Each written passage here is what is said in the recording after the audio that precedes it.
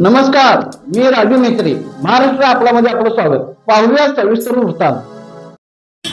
इचलकरंजी येथील झोपडपट्टीतील अतिक्रमणे नियमित होणार, शासनाने काढले परिपत्रक. नगरसेवक रवी रजपुते यांच्याकडून माहिती. तरी या संधीचा घोषित जे झोपडपट्टी आहेत त्यांनी याचा लाभ घ्यावा, असे आवाहन नगरसेवक रवी रजपुते यांनी केले आहे. महाराष्ट्र शासनाने 25 मार्च 2026ला आपण झोपडपट्टीत राहणाऱ्या नागरिकांसाठी अत्यंत चांगलं परिपत्रक या ठिकाणी जाहीर केलेलं आहे.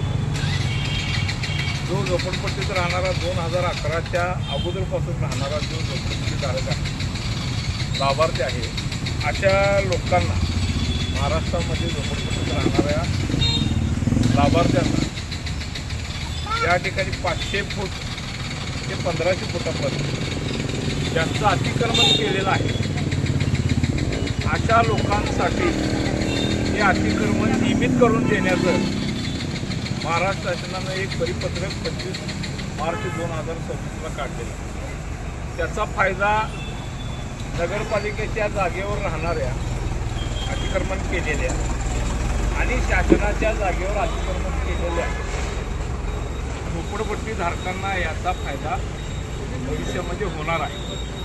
इचलकरंजी शहरामध्ये ज्या 27 झोपडपट्टी आहेत, त्यातली आपली नेहरूनगर झोपडपट्टी, आपल्या प्रभाग क्रमांक 10 मधील रेणुकानगर झोपडपट्टी, धारवड झोपडपट्टी, त्याच पद्धतीनं नमाजगीमाळा झोपडपट्टी, अशा आपल्या 4 झोपडपट्ट्या या ठिकाणी येतात. त्यामधल्या लोकांना ह्या योजनेचा फायदा त्या लाभार्थ्यांना होणार आहे. फायदा होणार आहे म्हणजे नेमकं काय होणार आहे, तर ज्या लोकांनी 2011 पासून त्याचं अतिक्रमण या ठिकाणी आहे 500 ते 1500 फुटापर्यंत, त्या लोकांना नियमित करणार म्हणजे त्यांच्या नावावर थोडक्यात करून देणार. म्हणजे आता तुमच्या ज्या जागा आहेत, ज्या ठिकाणी तुम्ही राहतात, ह्या जागा नियमित होणार म्हणजे तुमच्या नावावर होणार. त्यासाठी लागणारी कागदपत्र साधी सोपी कागदपत्र आहे, काय फार लेट डोक्याला त्रास करण्यासारखं नाही. त्यामध्ये आधार कार्ड लागणार आहे, त्याच पद्धतीनं मतदान ओळखपत्र, वीज बिल, पाणीपट्टी, त्याच पद्धतीनं फाळा पावती आणि रहिवाशीचा पुरावा. रहिवाशीचा पुरावा काय आम्ही सुद्धा तुम्हाला देऊ शकतो. तर ही कागदपत्र तुम्ही 2011च्या अगोदर असणं गरजेचं आहे. तो भारताचा नागरिक असणं गरजेचं आहे. त्याच पद्धतीनं सदर जागा सदर जागा ही फक्त निवासीसाठी म्हणजे राहण्यासाठी वापरली पाहिजे. सदर जागेवर या ठिकाणी 2011च्या अगोदरपासून तुम्ही राहत्याला पाहिजे. त्याच पद्धतीने एका कुटुंबातल्या एका माणसाला त्याचा फायदा होणार. त्यासाठी महाराष्ट्र शासनानं 3 पद्धतीचे अर्ज या ठिकाणी आपल्याला अर्ज करायला सांगितलेला आहे. त्यामध्ये सगळ्यात महत्त्वाचा पहिला अर्ज जो आहे तो तुम्ही एकाच कुटुंबामध्ये ह्या योजनेचा लाभ घेणार म्हणून एक घोषणापत्र तुम्हाला द्यायचं आहे. त्याच पद्धतीनं तुम्हाला एक अर्जाचा नमुना आहे, त्यामध्ये तुमचं नाव, पत्ता, मोबाईल नंबर जे काय आहे ते अर्जाचा नमुना आहे. त्याच पद्धतीनं दुसरं एक घोषणापत्र आहे.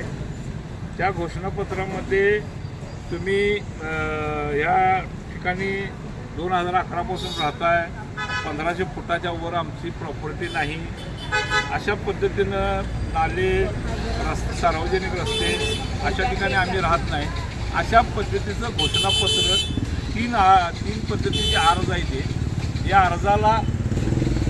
अर्जाला ही सोपी कागदपत्र जोडून आपल्याला हा अर्ज महानगरपालिकेमध्ये करायचा आहे. महानगरपालिकेचं आपला बी झोन येतं. आपल्या बी झोनचं ऑफिस शाहू पुतळा आहे. त्यासाठी या भागातले आपले नेहरूनगरचे कार्यकर्ते, संबंधित या भागाचे नेते हे सगळ्या लोकांनी या ठिकाणी बसून हे अत्यंत चांगल्या पद्धतीनं सगळ्या झोपडपट्टीच्या लोकांना माहिती द्यायचं काम सुरू आहे. कोणाला काय शंका असेल या ठिकाणी प्रशांत कांबळे आहेत, आमची सर्व मंडळी या ठिकाणी काम करणारे गणेश जाधव आहेत, या सगळ्यांना तुम्ही माहिती विचारू शकता. त्याच पद्धतीने मी एवढं सांगतोय का हा जो शासनाचं परिपत्रक आलं आहे हे अत्यंत चांगलं परिपत्रक झोपडपट्टीत राहणाऱ्या लोकांसाठी अत्यंत चांगलं परिपत्रक आले. आत्तापर्यंत असं कधीही परिपत्रक आलेलं नव्हतं. त्यासाठी तुम्ही या योजनेला अर्ज करायची मुदत तशी बघायला गेलं की डिसेंबर 27पर्यंत आहे, परंतु जो पहिला येईल त्याचा पहिला नंबर. तर त्यासाठी तुम्ही सगळ्यांनी या योजनेमध्ये सामील होण्यासाठी तुमची कागदपत्र, तुमच्या जे काही त्यांच्या अर्ज आहेत ते लवकरात लवकर तुम्ही महानगरपालिकेला दाखल करा, असं मी सर्व भागातील तसेच इचलकरंजी शहरातील सर्व झोपडपट्टीधारक ज्या घोषित झोपडपट्टी आहेत त्या लोकांना मी तुमच्या निमित्तानं आवाहन करतो. नमस्कार.